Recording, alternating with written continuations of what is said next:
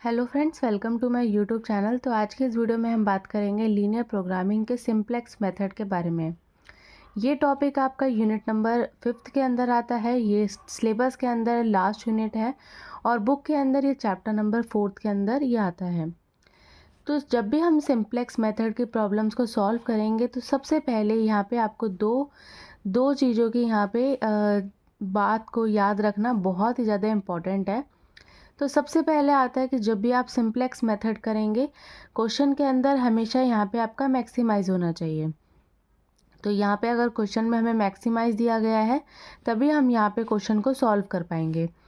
और दूसरा यहाँ पे आपका इम्पॉर्टेंट चीज़ आती है कि जो भी है आपका हमेशा यहाँ पे जो है लेसर का साइन होना चाहिए। अगर यहाँ पे लेसर का साइन नहीं है और यहाँ पे ग्रेटर का साइन है, तो उसको हम चेंज करेंगे और यहाँ पे लेसर के साइन के अंदर उसको चेंज करेंगे। और यहाँ पे अगर क्वेश्चन में मिनिमाइज़ का दिया है तो हम उसको चेंज करके मैक्सिमाइज़ के अंदर कर देंगे। तो अब सबसे पहले यहाँ पे आता है क्वेश्चन नंबर 1। यहाँ पे आपको क्वेश्चन में देता है मैक्सिमाइज़ करना है आपको z function 5x1 plus 3x2। अब यहाँ पे आपको सब्जेक्ट टू कॉन्स्टेंट क्वेश्चन में बताता है x1 plus x2 less than equals to 2। अब यहाँ पे ये जो आपका x1 प्लस x2 है, ये आपका छोटा है 2 से, मतलब 2 इस केस के अंदर बड़ा है। दूसरी चीज़ यहाँ पे हमें दी है 5x1 plus 2x2 less than equals to 10, 3x1 plus 8x2 less than equals to 12, x1 and x2 is greater than 0। अब यहाँ पे हमें क्वेश्चन के अंदर बस इतनी सी चीज़ यहाँ पे गिवन है। सबसे पहले हमें यहाँ पे क्वेश्चन में मैक्सिमाइज़ का फंक्शन दिया गया है, जो कि बिल्कुल ठीक है। दूसरी चीज़ हमें ये ध्यान रखनी थी कि यहाँ पे क्वेश्चन जो है वो लेसर का होना चाहिए। तीनों ही इक्वेशन में हमें लेसर के साइन दिए गए हैं। यहाँ पे भी आपका जो 2 है वो बड़ा है x1 x2 से। यहाँ पे आपका 10 जो है वो बड़ा है x1 x2 से। यहाँ पे 12 बड़ा है x1 x2 से। तो इतनी चीज़ आपको यहाँ पे क्वेश्चन के अंदर दी गई है। तो इस इक्वेशन को आप यहाँ पे इस तरीके से लिख सकते हैं, x1 प्लस x2। अब हमने यहाँ पे लिखा x1 प्लस x2, मतलब ये वाली जो साइड है ना आपकी, ये क्या है, छोटी है 2 से।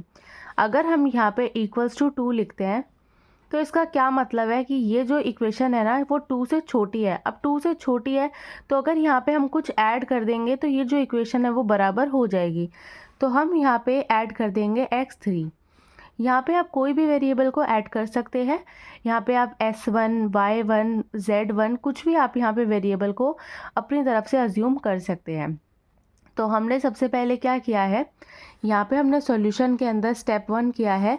सबसे पहले इन इक्वेशंस को हमें इक्वल करना है। अब इक्वल करने के लिए ये वाली साइड जो है आपकी छोटी है इस वाली साइड से, ये वाली साइड यहाँ पे आपकी छोटी है इस वाली साइड से।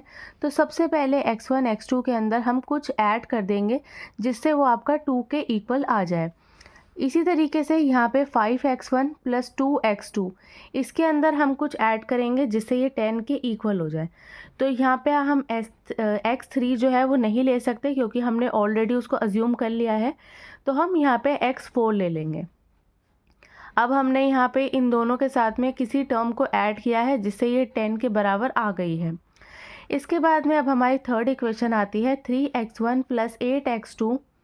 अब यहाँ पे हम x3 भी नहीं ले सकते, x4 भी नहीं ले सकते, तो हम यहाँ पे x5 को अज्यूम कर लेंगे और वो आ जाएगा आपका 12 के इक्वल। तो इतनी इक्वेशन आपकी बन चुकी है। अब इसके अंदर आप इसको इक्वल लिख सकते हैं। अब यहाँ पे आपका इस वाली इक्वेशन के अंदर x4 और x5 की कोई भी वैल्यू नहीं है, मतलब ये आपके 0 है। तो आप यहाँ पे लिख देंगे 0x4 0x5।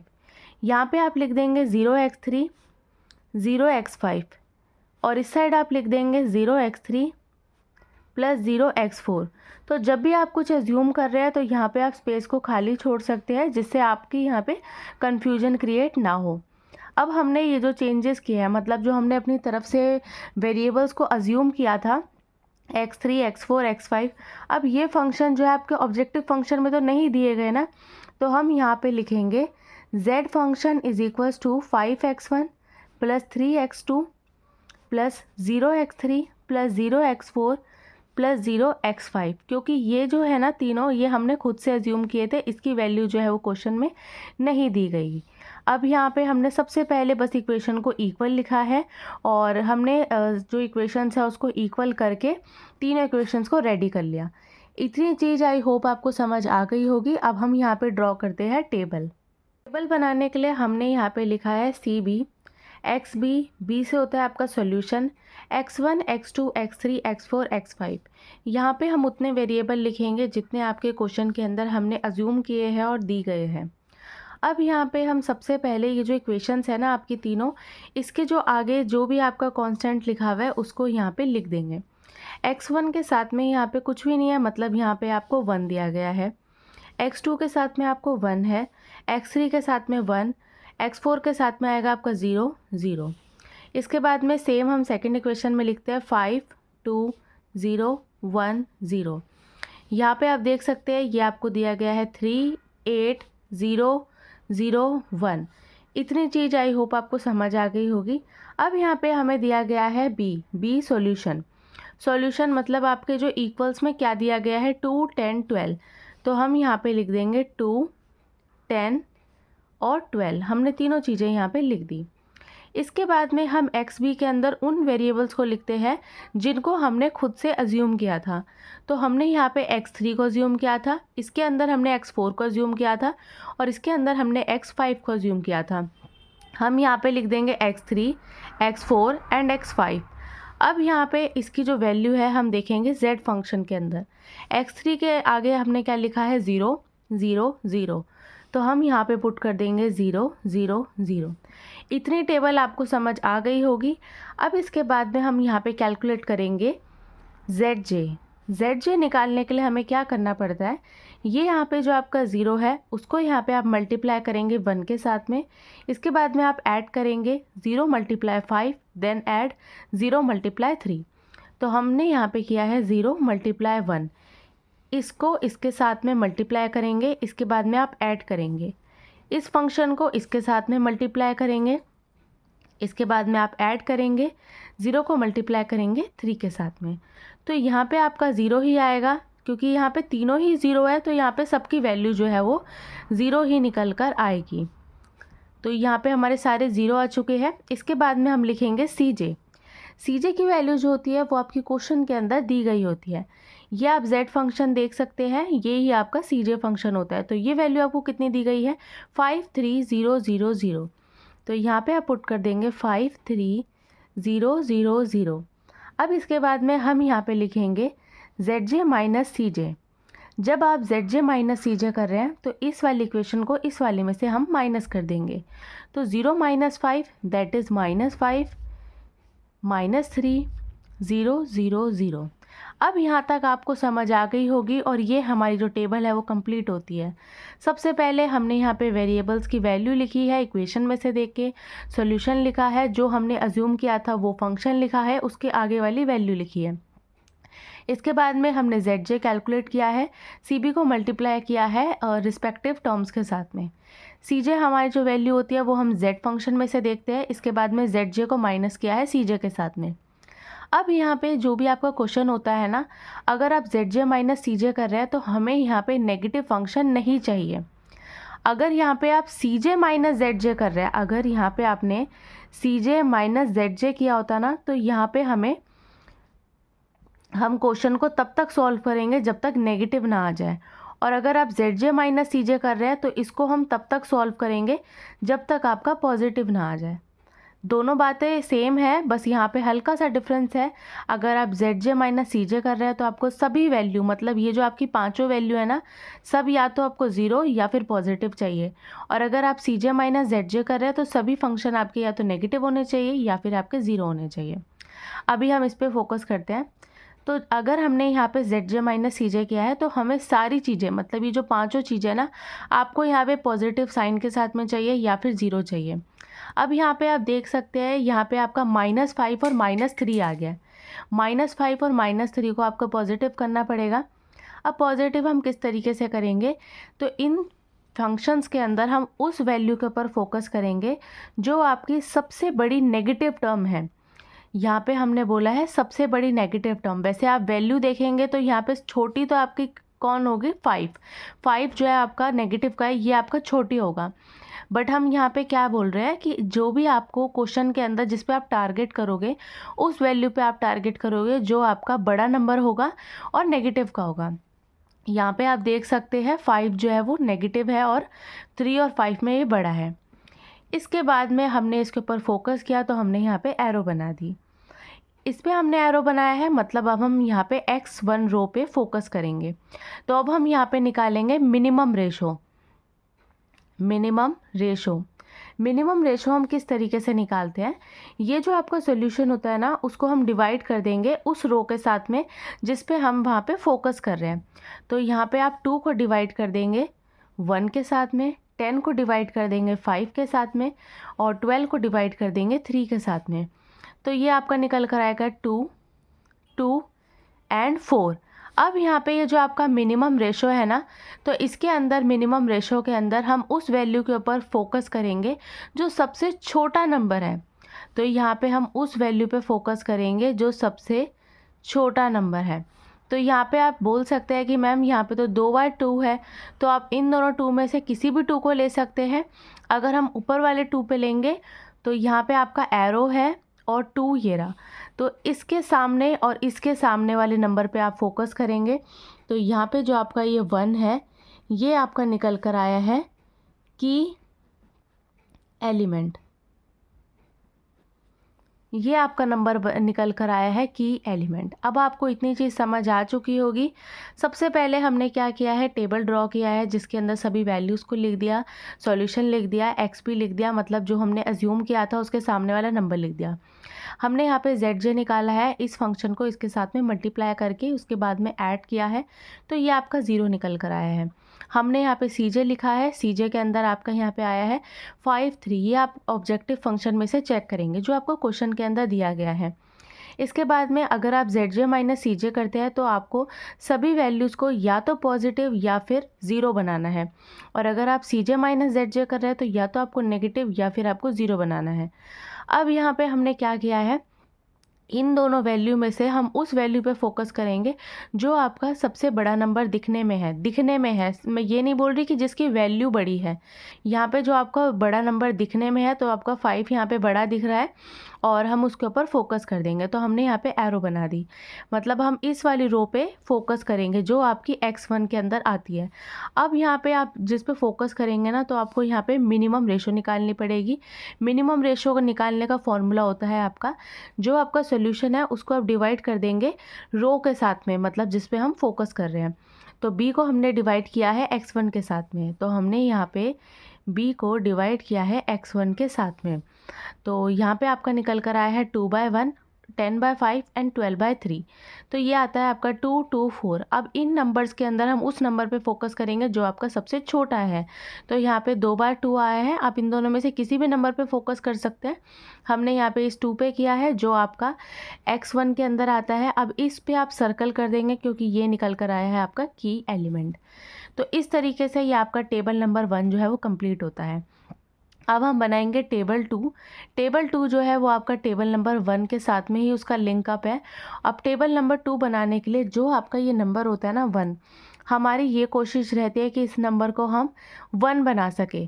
तो ऑलरेडी क्वेश्चन के अंदर ये 1 हमारा बना हुआ है, तो हमें इसके अंदर कोई भी चेंजेस नहीं करने पड़ेंगे। अगर यहाँ पे जैसे हम इस वाली रो पे फोकस करते हैं 2 के साथ में, अगर हम इस 5 को की एलिमेंट मानते तो हमें इसे 1 बनाना पड़ता। 1 बनाने के लिए हमें पूरी ही रो को 5 से डिवाइड करना पड़ता। अभी यहाँ पे इसको आपको नहीं बनाना पड़ेगा। अब की एलिमेंट तो आपको समझ आ गया होगा, बाकी 2 रो के अंदर यहाँ पे ये चेंजेस होगा, इन दोनों को हमें 0 बनाना पड़ेगा। तो हम टेबल 2 स्टार्ट करते हैं। तो अब हम यहाँ पे टेबल नंबर 2 बना रहे हैं। टेबल नंबर 2 बनाने के लिए हमने सबसे पहले ऊपर वाली लाइन को कंप्लीट कर दिया। इसके बाद में ये जो हमारा रो 1 थी जो की एलिमेंट था उसको हमें 1 बनाना है।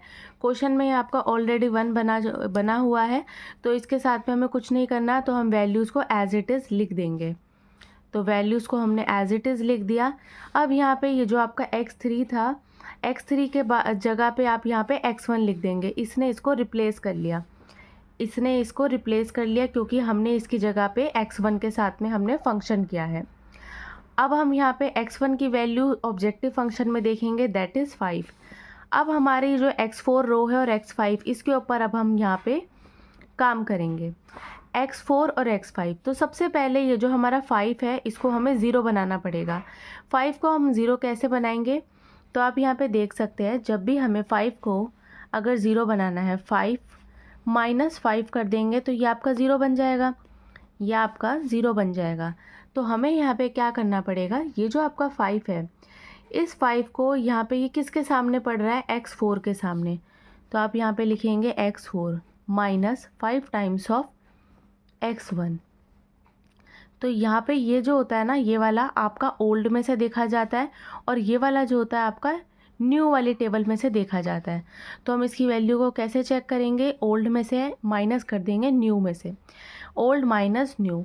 तो हमारा ओल्ड वाला किसके सामने पड़ रहा था, x4 के सामने, और न्यू वाले में से आपने 5 टाइम्स किया है x1 का। अब इसको आप किस तरीके से सॉल्व करेंगे, सबसे पहले x4 की सभी वैल्यूज़ को यहाँ पे लिख देंगे। तो ये आपकी दी गई है 10 5 2 0। तो यहाँ पे आप लिख देंगे 10 5 2 0। अब यहाँ पे बाकी को हम कैसे सॉल्व करेंगे, पहले मैं आपको इन तीन के साथ में बताती हूँ। 5 5 5। अब यहाँ पे आप x1 की वैल्यू लिखें, तो ये आपको दी गई है 2 1 1।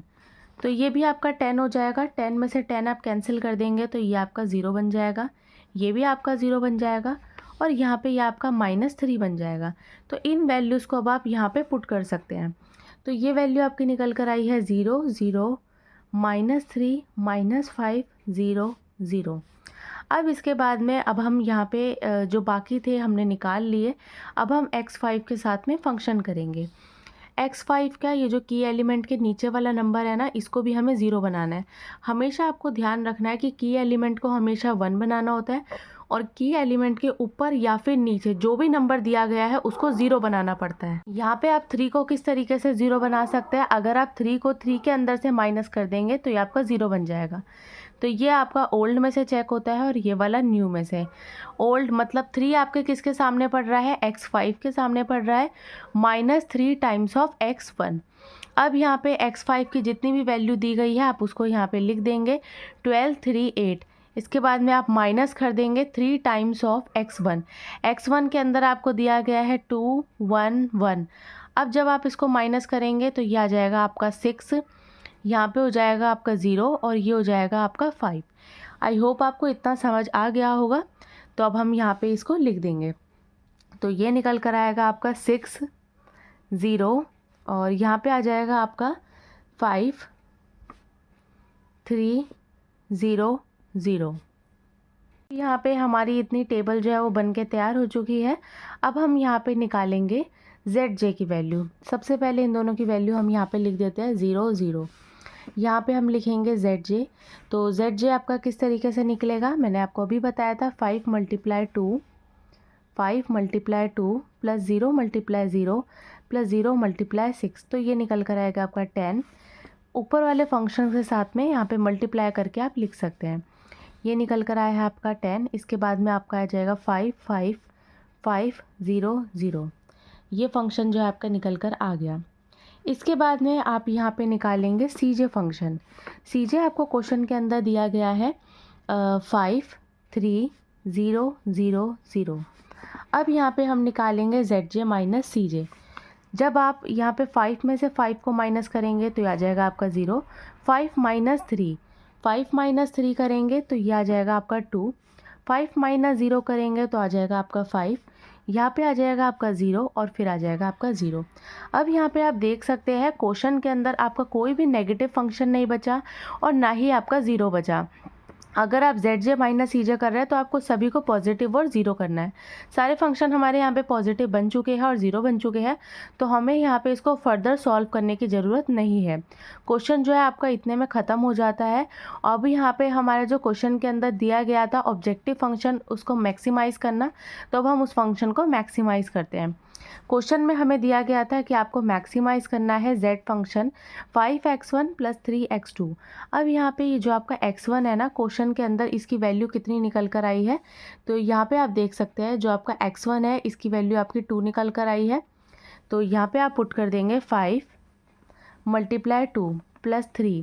अब यहाँ पे x2 की वैल्यू आप देख सकते हैं यहाँ पे निकल कर नहीं आई, तो यहाँ पे x2 आप लिख देंगे 0। हमेशा ये जो वैल्यू है इसके सामने वाली वैल्यू को चेक करेंगे। x1 की वैल्यू 2 आई है, x4 की वैल्यू 0 आई है, x5 की वैल्यू 6 आई है। इन दोनों की हमें ज़रूरत नहीं है, तो हमें सिर्फ x1 की ज़रूरत थी जिसकी वैल्यू हमने यहाँ पे z फंक्शन के अंदर पुट कर दी। तो यहाँ पे जो आपकी वैल्यू निकल कर आई है वो आती है आपकी 10।